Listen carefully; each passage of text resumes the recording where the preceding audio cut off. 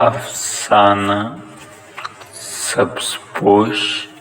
कभी कभी ज़िंदगी में कुछ ऐसे लोग आपको रास्ते में मिलते हैं जो ज़ाहिरी होरी और बर्ताव से आपकी पूरी तवज्जो अपनी जानिब खींच लेते हैं। जर्मनी में लोग किसी के लिबास की कमी बेशी, रंग व ढंग, वज़ा व ख़ता पर कम ही तवज्जो देते हैं, लेकिन अगर लिबास के साथ मलबूस शख्सियत कुछ नुमायाँ महसूस हो तो जाहिर सी बात है हर शख्स की निगाह इस पर ज़रूर पड़ती है।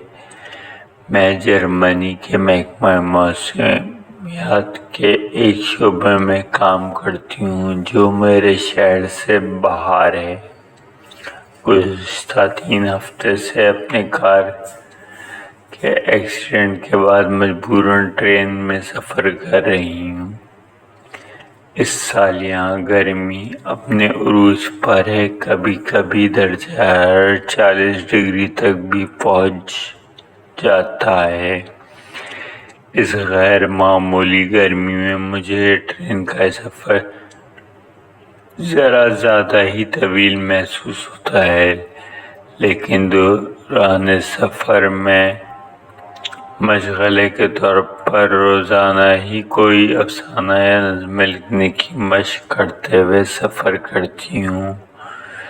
मुझे आज ट्रेन में एक ऐसे ही शख्स का सामना हुआ, सर से पैर तलक सब्ज़ रंग में ढला हुआ। वो कोई खुद रोबोटे की चलती फिरती मिसाल लग रहा था। हाथ में एक सब्ज़ रंग का ब्रीफ केस नुमा बक्सा भी था। सब्ज़ रंग चूँकि पाकिस्तान की पहचान है, लिहाजा अक्सर पाकिस्तानी इस रंग से उनसियत व मोहब्बत खुद ब खुद महसूस करते हैं। वो शख्स तेज़ी से ट्रेन में दाखिल होकर मेरे बिलमुक़ाबिल एक सीट पर बैठ गया। मुझे आज कुछ मज़ाहिया अदब के लिखने की तरग़ीब मिल गई थी। मैं मुतजस्सिस होकर उसकी हरकत व सकनात का जायज़ा लेने लगी। मैं मुसलसल इसे गौर से देख रही थी। मुझे जो बात दिलचस्प लग रही थी वो इसका सब्ज़ रंग का लिबास और टोपी पर 6 कोने वाला नजम दाऊद, जबकि टोपी के बल्ले पर 5 कोनों वाला सितारा भी था।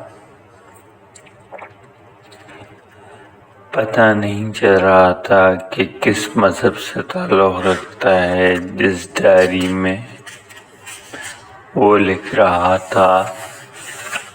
इस पर बेशुमार सब्ज़ पत्ते चिपके हुए थे और जंगली जानवरों के और परिंदों की तस्वीर भी थी।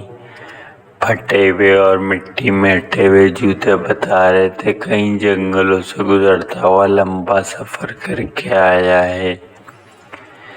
इसने बैठते ही कुछ लिखने के लिए चंद लम्हों में अपने सब्ज़ पटारे से एक सब्ज़ रंग की डायरी निकाली। इस डायरी में सिर्फ हिंसे दर्ज थे, शायद तारीख़ के लिहाज से कोई हिसाब किताब लिखता रहा था।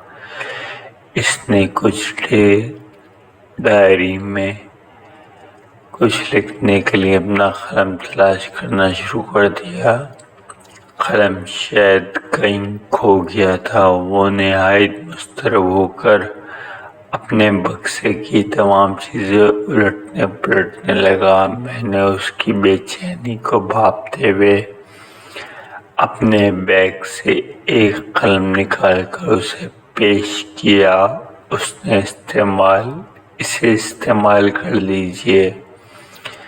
میں نے اس کی تلاش میں قدم ڈالتے ہوئے کہا، جی نہیں، میرا قلم اس بکسے میں کہیں ہے، میں تلاش کر لوں گا، میں صرف سبز رنگ کا ہی قلم استعمال کرتا ہوں۔ اس نے ایک سپاٹ لہجے میں میری پیشکش کو مسترد کرتے ہوئے جواب دیا، میرے قلم کا رنگ نارنجی مائل سرخ تھا، شاید اس کے مزاج کے برخلاف، لیکن اس سے کیا فرق پڑتا ہے، روشنائی چاہے نیلی ہو اور قلم چاہے سبز، تحریر دل سے لکھی جائے تو وہ سرخ روحی ہوتی ہے۔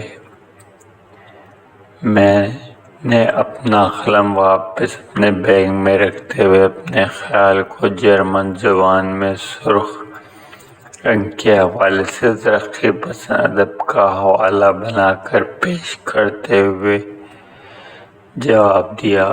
اس سبز پوش نے ایک لمحہ کچھ سوچا اور پھر میرا قلم لینے کے لیے ہاتھ بڑھا دیا۔ میں نے مسکراتے ہوئے سیاہ روشنائی والے سرخ قلم کو اس سبز پوش کے حوالے کر دیا۔ کچھ ہی دیر میں سبز ڈائری کے اوراق پر سرخ قلم ریل سے زیادہ تیز رفتار دوڑنے لگا۔ میں اس کو مسلسل دیکھ رہی تھی۔ ٹرین آگے بڑھ رہی تھی۔ مسافر اپنی منزل کو قریب آتا دیکھ رہے تھے۔ ٹرین میں اگلا اسٹیشن چند لمحوں میں آنے کا اعلان ہوا تو کچھ لوگ اسٹیشن پر اترنے کی تیاری کرنے لگے تھے۔ سبز پوش نے بھی اپنی ڈائری بند کرتے ہوئے اپنے سبز بکسے کو کھول کر اس میں ایک بار پھر کچھ تلاش کرنا شروع کر دیا۔ چند لمحوں بعد جیسے اسے اچانک کچھ یاد آیا، اس نے میرا قلم میری جانب بڑھاتے ہوئے مسکرا کر شکریہ ادا کیا۔ اس کی مسکراہٹ اور شکریہ نے میری ہمت بڑھائی اور میں نے اسے قلم لیتے ہوئے پوچھ ہی لیا، کیا آپ شاعر یا ادیب ہیں؟ دراصل جس بے چینی سے آپ لکھنے کے لیے قلم تلاش کر رہے تھے، مجھے لگا کہیں کوئی مصرع یا خیال ذہن سے کرتاس پر منتقل ہونے کو بے چین ہے، تبھی آپ۔ اس نے میری بات کاٹتے ہوئے سپاٹ لہجے میں جواب دیا، میں ان شاعروں اور ادیبوں سے زیادہ اہمیت کا حامل انسان ہوں، ان جھوٹے لوگوں سے بہت بہتر۔ مجھے لگا کہ شاعر یا ادیب ہونا اس کے لیے اعزاز کے بجائے گالی ہے۔ چونکہ میں خود قلم کار ہوں، اس لیے اس عجیب و غریب حلیے میں ملبوس شخص کے اس جواب پر برا مانتے ہوئے اس کو ذرا سخت لہجے میں کہا، یہ شاعر و ادیب ہی ہیں جو اپنے فن سے اس دنیا کو اور آپ جیسوں کی فکر کے رنگ عطا کرتے ہیں۔ اب کی بار وہ میری طرف دیکھتے ہوئے تنک کر بولا، ہوں، قابر میں رہنے والے شاعر اور فلسفہ جھاڑنے والے ادیبوں سے زیادہ اس دنیا کو اس خوبصورتی سے بچانے والے اور اس کے سرسبز ماحول کو زندہ رکھنے والے عام انسانوں کی ضرورت ہے۔ میں شجر کاری اور ماحول کی آلودگی سے بچانے کی عالمی مہم کا کارندہ ہوں۔ ٹرین میں بیٹھ کر حساب لکھتا ہوں کہ کتنے لوگ اجتماعی سفر کے کر کے ماحول کو آلودگی سے بچا سکتے ہیں۔ مذہب اور سیاست کے ساتھ ساتھ ادب و شاعری بھی تبھی اچھی لگے گی جب فضا صاف اور تازہ اور آپ کے افکار کو بھی تازگی دے اور دل و دماغ پر جمی گرد جھاڑ دے۔ وہ ماحول کے بچاؤ کی علامتی تصویر بنا۔ سبز پوش ایک جھٹکے سے اٹھ کھڑا ہوا اور چند قدم چل کر ٹرین کا اسٹیشن آتے دروازہ کھول کر باہر نکل گیا۔ جب وہ ٹرین سے باہر تیزی سے نکلتے ہوئے تیز دھوپ اور سخت لو کے گرم جھونکے تیزی سے اور زبردستی ایئر کنڈیشن